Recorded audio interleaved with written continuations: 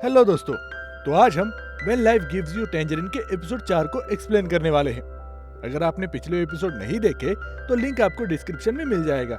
Episode की शुरुआत में हमें दिखाया जाता है कि एसुन को यांग की माँ और दादी एक टेम्पल में लेकर आए हैं और वो लड़का होने के लिए मन्नत मांग रहे हैं। और यांग की माँ ने एसुन को 3000 नमस्कार करने के लिए कहा है। उनके वापस जाते वक्त यांग की माँ एसुन को ताने मारने लगती है। अब घर जाकर अपने पति को मत बताना कि मैंने तुम्हें ऐसा करने के लिए कहा था, वरना अक्सर तो कान भरते ही रहती होगी। पर याद रखना, कोई भी लड़का अपनी माँ की बुराई नहीं सुनता। फिर अगले सीन में दिखाया जाता है कि एसुन अपने सौतेले पिता के घर पर आई हुई होती है, क्योंकि वो घर बेचकर 2 हफ्ते में कहीं जाने वाले होते हैं। और एसुन अपने भाई बहनों का सामान पैक करने में उनकी मदद करने के लिए आई हुई होती है। एसुन उस औरत से कहती है, याद रखना, मेरे भाई बहन को कुछ तकलीफ मत होने देना, वरना मैं तुम्हें छोड़ूंगी नहीं। वो औरत कहती है, उन बच्चों को मैंने 10 साल तक पाला है, अब तो वो मुझे मेरे ही बच्चे लगते हैं। जरूरी नहीं कि रिश्ता खून का ही हो, दिल का रिश्ता भी गहरा हो सकता है। और औरत कहती है, सुना है तुम अपने ससुराल वालों से बहुत परेशान हो, अगर तुम चाहो तो उनकी बुराई मेरे सामने कर सकती हो, दिल हल्का हो जाएगा। उसके बाद वो औरत कहती है, मैं तुम्हारी रिस्पेक्ट करती हूँ, तुम घर में काम करने के लिए नहीं बनी, पर तुम्हारा दिल बहुत बड़ा है, उसके साथ घर बनाए रखना, वो भी एक अच्छा इंसान है। एसुन कहती है, मुझे भी लगता है कि आप मेरे भाई बहनों का अच्छे से ख्याल रखोगी, पर मुझे अब भी याद है कि आपने सिर्फ 4 कुल्फी लाई थी और मैं देखो, मैं यहाँ पर 5 भुट्टे लेकर आई हूँ। इस पर वो औरत कहती है, ठीक है, तो तुम ये साइकिल मेरी तरफ से खमयोंग के लिए ले जाओ। दूसरी तरफ यांग की माँ उससे शिकायत कर रही होती है कि एसुन ने घर के भुट्टे उसके सौतेले पिता के घर पर दे दिए हैं। वो ऐसे ही हमेशा कुछ न कुछ देती रहती है। तो यांग कहता है, मैंने आज रंग बिरंगी मछलियां लाई हैं, भुट्टे के बदले इन्हें रख दीजिए।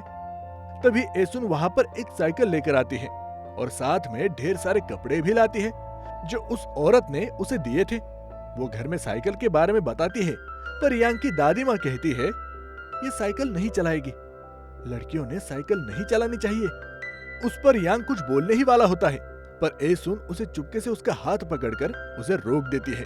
जब वो दोनों अकेले होते हैं, तब यांग एसुन से पूछता है, तुमने मुझे बोलने क्यों नहीं दिया? पर एसुन कहती है, तुम मेरे लिए मत बोलो, उससे माँ को बुरा लग सकता है। तुम्हें अगर बोलना ही है तो अपनी बेटी के लिए बोलो, मैं चाहती हूँ कि वो साइकिल सीखे। यांग पूछता है, क्यों?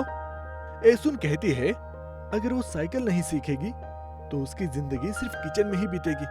मैं चाहती हूँ कि खमयोंग जो चाहे वो कर सके, वो बहुत तरक्की करे। मैं नहीं चाहती कि वो खाने की टेबल को सजाए।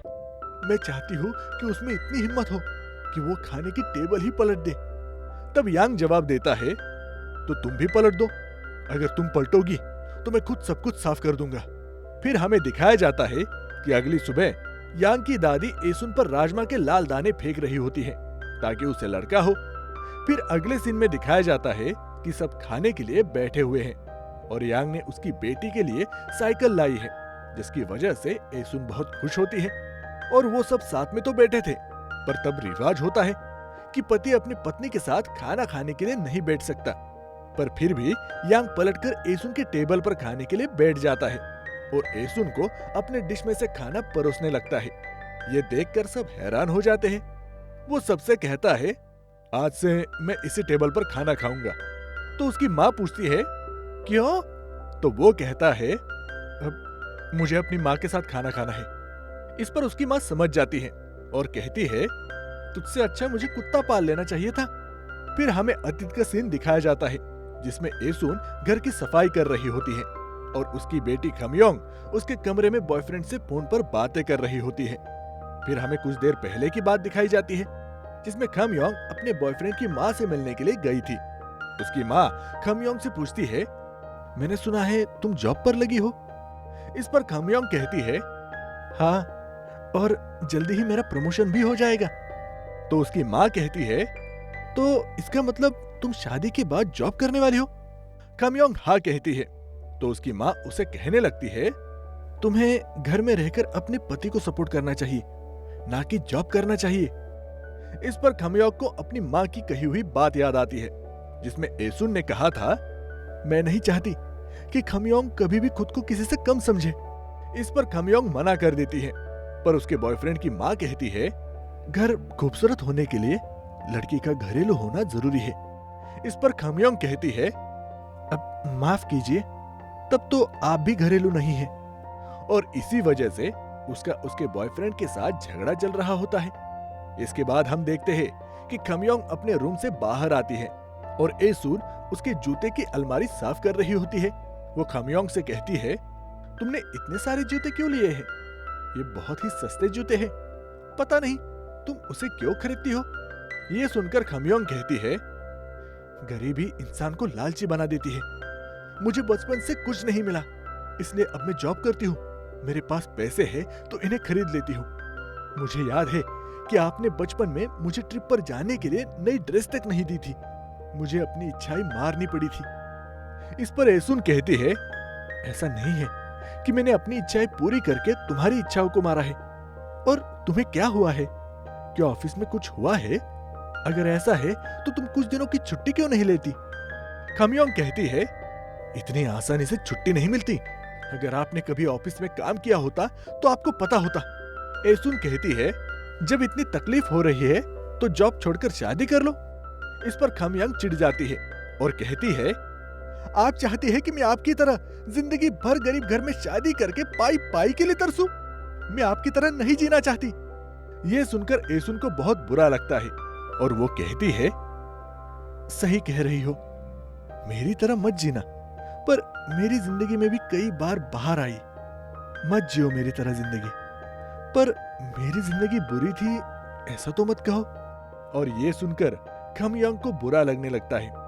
फिर हमें पास्ट का सीन दिखाया जाता है, जिसमें एसुन को यांग की दादी बेटी को आशीर्वाद देने के लिए कहती है और साथ में पीछे से खमयोंग का वॉइस ओवर आता है, मुझे नहीं पता था कि मेरी आज की ये जिंदगी, मेरी आज की आजादी, इसके लिए मेरे माँ बाप ने क्या क्या किया है। फिर यांग की दादी कहती है, जेजू में गोताखोरी से बढ़कर और कोई काम नहीं है। ये बड़ी होकर गोताखोर बनेगी। अगर परिवार में कोई गोताखोर हो तो वो परिवार की ढाल बनेगा। बेटा तो नहीं है तो यही घर चलाएगी। ये देखकर एसुन को बहुत बुरा लगता है और वो जाकर प्रार्थना का टेबल पटक देती है और कहती है, ये मेरी बेटी है, कोई लावारिस जानवर नहीं, और ये गोताखोर कभी नहीं बनेगी। मेरी माँ मरते मरते कहकर गई थी कि गोताखोर कभी मत बनना, घर की नौकरानी कभी मत बनना, लेकिन मैं नौकरानी बनकर रह गई। और वो अपनी बेटी को लेकर जाने लगती है और यांग की माँ उसे रोकते हुए कहती है, ये हमारे खानदान की बेटी है और ये गोताखोर बनेगी। इस पर एसुन कहती है, अगर गोताखोर बनाना है तो मेरी बेटी को नहीं, अपनी बेटी को बनाओ। और ये सुनकर यांग की माँ एसुन को थप्पड़ मारती है। तभी यांग वहां पर आ जाता है और वो ये सब देखता है और उनसे झगड़कर एसुन को वहां से ले जाता है। फिर हमें प्रेजेंट का सीन दिखाया जाता है, जिसमें खमयोंग अपनी माँ एसुन से पूछ रही होती है, आपने किसी अमीर इंसान से शादी क्यों नहीं की? इस पर एसुन कहती है, अगर मुझे कोई वापस पास्ट में ले जाए तो मैं तुम्हारे पापा से ही शादी करूंगी। फिर हमें पास्ट का सीन दिखाया जाता है, जिसमें अब वो दोनों अपने फैमिली से अलग रह रहे थे और खाना खा रहे होते हैं। तभी उनका मकान मालिक वहां पर आ जाता है और यांग उनसे जाकर बात कर ही रहा होता है, क्या मैं किराया अगले महीने दे सकता हूँ? इस पर मकान मालिक कहता है, क्या तुम्हें पता नहीं कि कोई तुम्हारा 3 महीने का किराया देकर गया है? एसुन और यांग ये समझ नहीं पाते कि ऐसा किसने किया है और यही बात वो रात भर सोचते रहते हैं। और ये किसने दिया था ये हमें बाद के एपिसोड में दिखाया जाएगा। फिर हमें दिखाया जाता है कि मकान मालिक हर रोज उनके लिए खाने के लिए कुछ न कुछ ले जाने की कोशिश करता है, पर वो दोनों बहुत जल्द ही लाइट बंद करके सो जाया करते हैं। फिर हमें दिखाया जाता है कि एसुन की माँ के दोस्त उनसे मिलने के लिए आए हैं और अब एसुन दूसरी बार प्रेग्नेंट है और वो सब समझ जाते हैं कि लाइट इतनी जल्दी बंद क्यों होती है और वो उसे पूछते हैं, तुमने इतनी छोटे से घर में ये सब कैसे किया?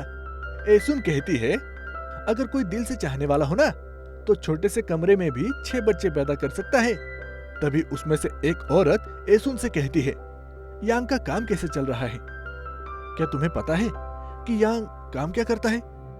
दूसरी औरत उसे चुप कराने की कोशिश करती है, पर वो कहती है, इसे तो पता होना चाहिए ना। वो कुछ बताने ही वाली होती है, पर तभी यांग वहां पर आ जाता है और उसके हाथ पर चोट लगी होती है। एसुन उसके पास दौड़कर जाती है और उसे अस्पताल लेकर जाती है, पर बाद में वो औरत उसे बताती है, अगर डोंगरी में मछलियां पकड़नी है तो इस परिवार का मानना ही पड़ता है। यहाँ पर उन्हीं की चलती है, इसलिए यांग ऐसा काम कर रहा है। वो अपनी जिम्मेदारियां निभा रहा है, उसे कुछ मत बोलना। फिर रात में हम देखते हैं कि एसुन खाना लाती है, पर यांग पहले से ही सो चुका होता है। वो उसके नजदीक जाकर देखती है तो उसके शरीर पर कुछ निशान होते हैं। अगले सीन में वो सुबह सुबह मछलियां पकड़ने के लिए निकल जाता है। उसके बाद एसुन शॉप पर जाती है और उधर से कुछ उधार सामान लेती है और फिर उस अमीर शख्स के घर पर जाती है जिससे उसकी शादी होने वाली थी, क्योंकि वही वो बोट वाला कप्तान होता है जिसके यहाँ यांग काम कर रहा होता है। एसुन वहां पर देखती है कि उसकी पत्नी के शरीर पर जख्म के निशान होते हैं, मतलब वो अपनी पत्नी को भी मारता है। और एसुन को उस लड़की से पता चलता है। मुझे नहीं पता कि इन्हें यांग से इतना गुस्सा क्यों आता है।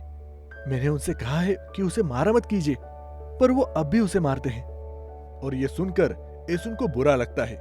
फिर हमें बोट का सीन दिखाया जाता है जहां पर यांग अपने घर के लिए निकल रहा होता है, पर वो आदमी उसे जाने नहीं देता और उसे नाव चलाने के लिए कहता है, पर यांग मना करता है और वहां से निकलने लगता है। पर वो आदमी उसके पीछे पीछे आता है और उसे रोक कर कहता है, अगर तुझे मछलियां पकड़नी है तो मेरी बात माननी पड़ेगी। घर जाने की इतनी जल्दी क्यों है? हाँ, अपनी बीवी की याद आ रही है? मेरी नहीं सुनेगा तो यहाँ कोई भी तुझे काम नहीं देगा। इतना कहकर वो उसके पैर पर लात मारता है।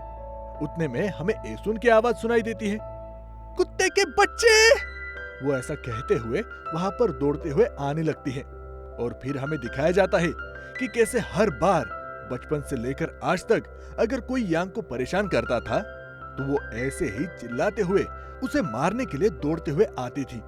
और वो उस आदमी के नजदीक पहुंचकर कहती है, मेरा पति आज से तुम्हारे साथ काम नहीं करेगा।